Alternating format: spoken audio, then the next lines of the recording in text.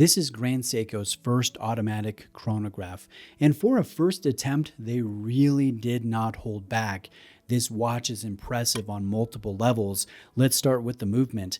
This is called the 9SC5 caliber. It will be a true high beat, so it beats 10 times every second or 36,000 times every hour.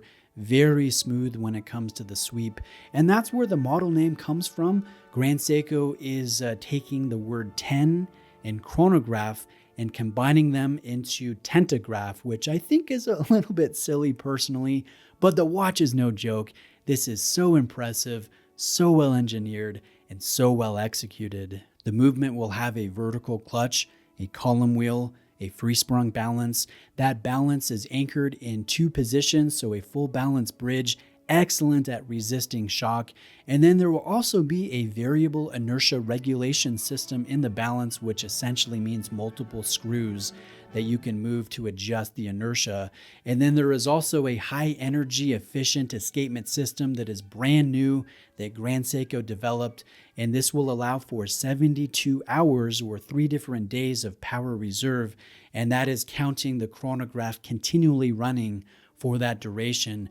The movement has 60 separate jewels. It is adjusted in 6 different positions, multiple different temperatures, and then Grand Seiko will also take a further 3 days to test the accuracy with the chronograph running, and then they further adjust it in 3 different positions. So it is very well dialed in, it's very well engineered, and then it's tastefully finished. I like the striping, I like the skeletonized rotor, I like the beveling here, the black polishing, the gilt accenting.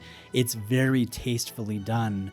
Now, zooming out, let's take a look at the case. This is the Evolution 9 case. It is crafted out of high intensity titanium. And yes, this does have hand applied Zaratsu polishing, so it just looks fantastic in natural light. And I like the wrist presence. For a large watch, it really is very comfortable, very manageable, and I think partly due to the high intensity titanium and the fact that it does not have a very long lug-to-lug length. There is a sapphire crystal with a box shape, inner applied anti-reflective treatment, and then outside of that, there is a full ceramic bezel, highly scratch resistant with bright white indexing. Now let's zoom in on the dial and take a look at the macro level, take a look at the detail and the execution. And in my opinion, like most Grand Seiko dials, it's just a work of art. It's rather incredible what Grand Seiko has been able to accomplish here at such a minute level. I love the light play, I love the layering, I love the deep blue color. I like the fact that this Mount Awate texture is so dynamic and slightly reflective that you will only notice at specific angles or certain light situations. So it really is dynamic, it changes, and it's a perfect backdrop for these applied markers and hands that are substantive, they're wide, they're faceted, and they are appropriate with this Evolution 9 collection style case.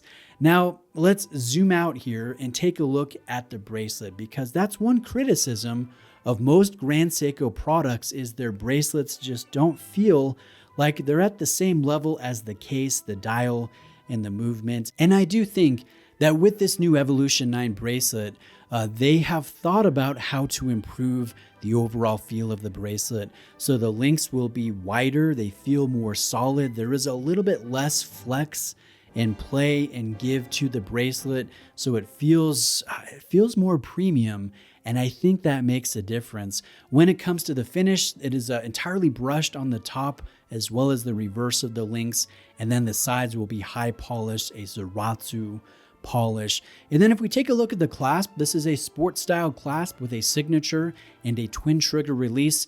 And note that there are 4 different micro positions when it comes to adjusting the length of this bracelet. Unfortunately, no quick adjustment though. Now I will talk about the overall positives and then I'll go into the negative elements. I think that this watch, it's very apparent that it is impressive. The detail work, the finishing, the presence. You notice this watch. You notice the light play. You notice the details. And yes, it is surprisingly comfortable for a large watch. And I think, again, that comes down to the high intensity titanium. And then the movement is the final positive. It is technically very impressive. And, again, Grand Seiko did not hold back with their first automatic chronograph. Now, when it comes to the negative elements, I think a couple things could be mentioned. I will say that the bracelet still does not have that bulletproof feel that a lot of Swiss and German bracelets have at a similar substantive price of $13,700. I would like to see a quick adjust style clasp.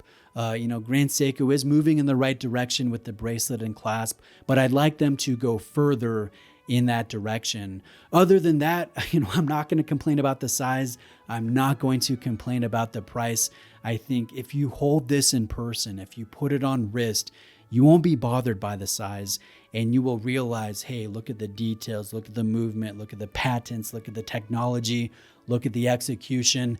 This watch, with its retail price, could be competing with watches that cost thousands of dollars more. So I won't complain about those two elements, but I do think that there is room for improvement, and I hope to see more colors, more materials with the Tentagraph in the future. So if you are shopping any Grand Seiko, let me recommend Exquisite Timepieces. They're a family-owned brick-and-mortar AD. They're a fantastic AD. You have great selection. I'll leave a link in the description. Let me know if you have any specific questions. Please leave me a like if you enjoyed this video, and please subscribe for more varied watch content. Thank you.